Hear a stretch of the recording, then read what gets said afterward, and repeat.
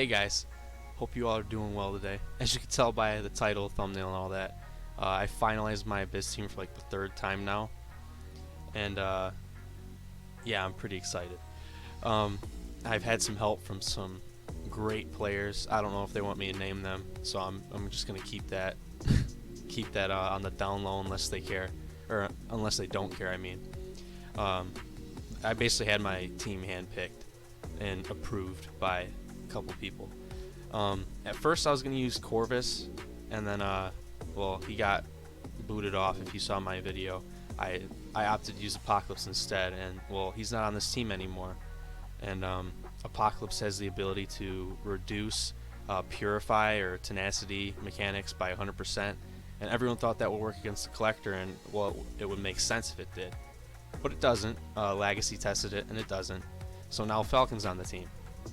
And people are probably wondering, well, you got 4 champs for a 5-man Abyss team. Well, we'll get to that in a second.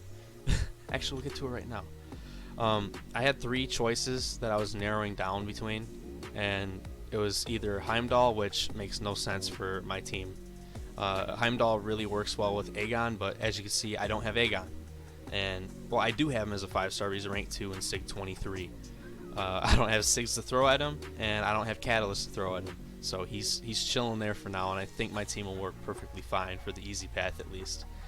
And so Heimdall, that's a big no-no, because once the Indestructible's up, I will be at 1 HP, so a blocked hit will take me down, so there's really not much benefit.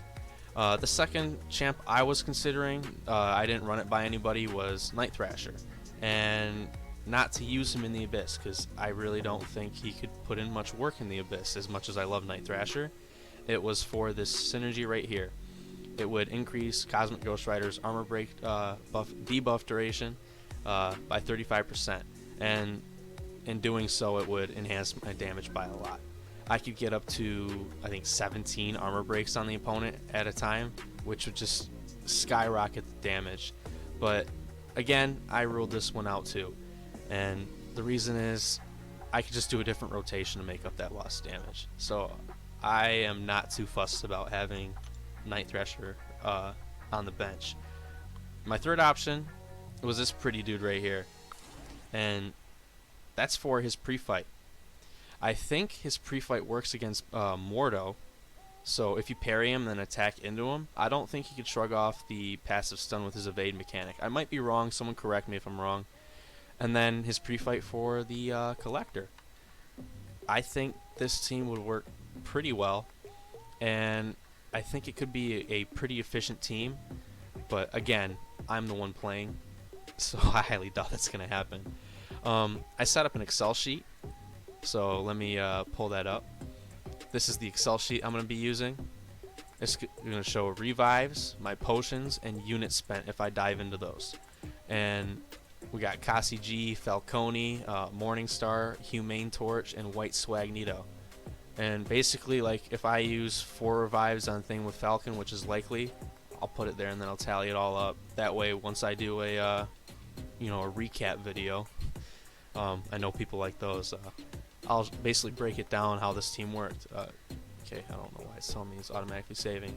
So yeah, I mean, I think this team will work well. And then for my Abyss prep, as you can see here, the 12th and 13th of March is Abyss time. And the reason it's 2 days is I either will A, break it into 2 days, or B, do it all on Saturday, which is March 13th.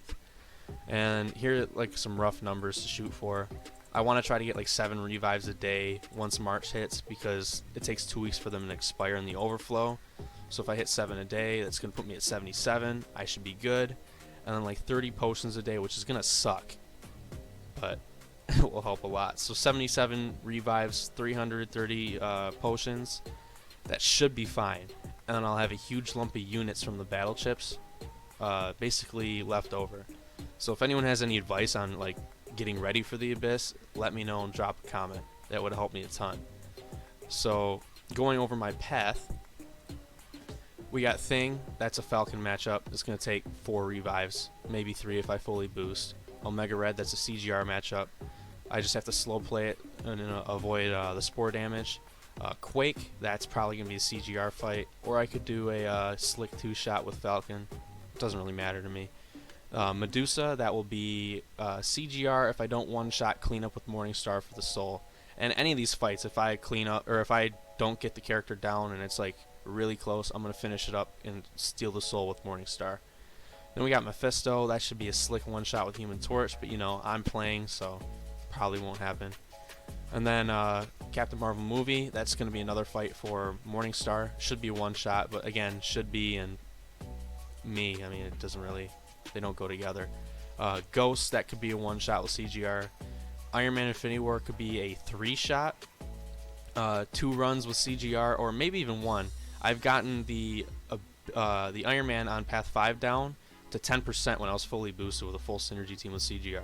So if I could get him to 25 without the synergy team and being fully boosted, because I will be, I could clean up with Falcon, and I think Falcon will work wonders for the last 15%. And then, shoot, I have my glasses on, I can't see. I think it's Joe Fixed It. Yeah, Joe Fixed It's going to be CGR. Should be easy enough.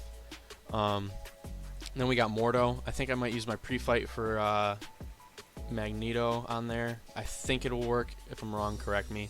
But that's a Human Torch fight. Venom the Duck is a Morningstar fight. Howard the Duck's probably a CGR fight. Hyperion's a CGR fight. The Champion's a CGR fight. Cyclops is probably a CGR fight.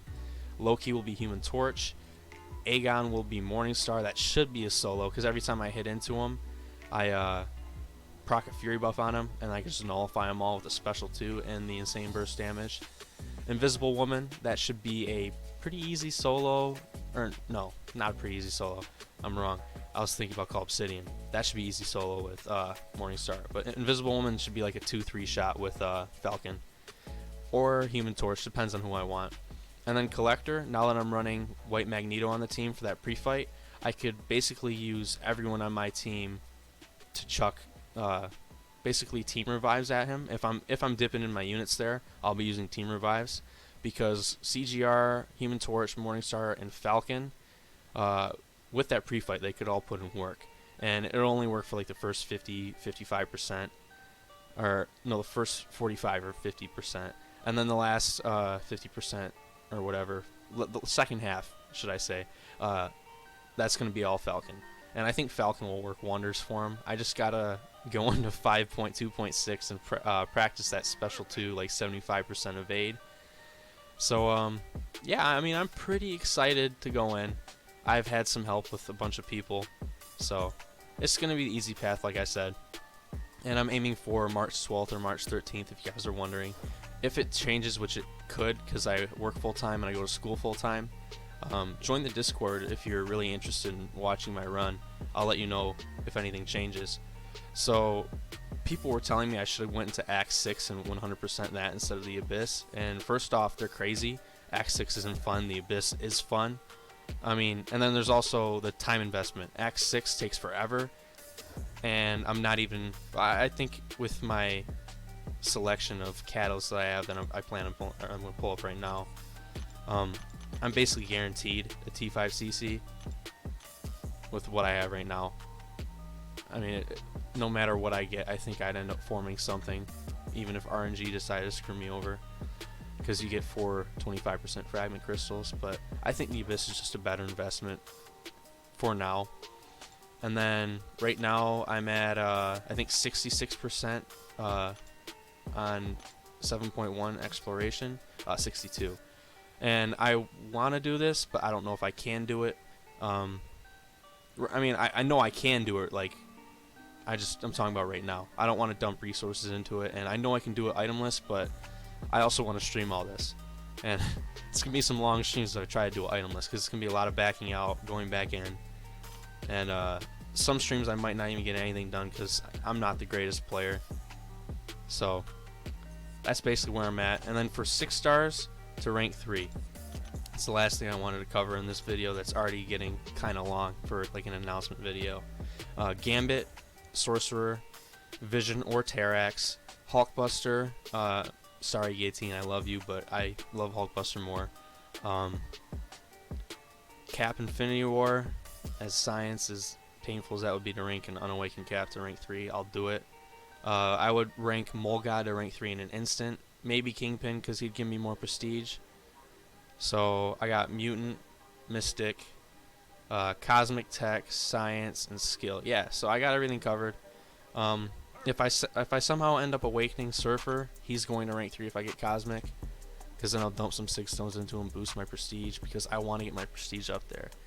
Because I might want to try getting into some sweaty Alliance Wars. So I'm pretty excited. This is the rest of my roster. I don't have Nick Fury as a 5-star or 6-star, obviously. Obviously it's a 6-star, but as a 5-star I don't. So I wouldn't rank up Captain Marvel. Yeah, I mean, my team's looking pretty spicy. I'm liking it. Not like options I would take to rank 3 if I was already Thronebreaker, but to get Thronebreaker, I think I have a ton of solid options. I think Hulkbuster and Sorcerer would go up regardless if I was already Thronebreaker or not. Gambit, I'm kind of on the fence about. His prestige is banging.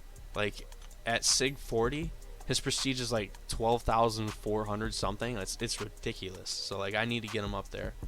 I'd even rank 3 Terrax after his buff.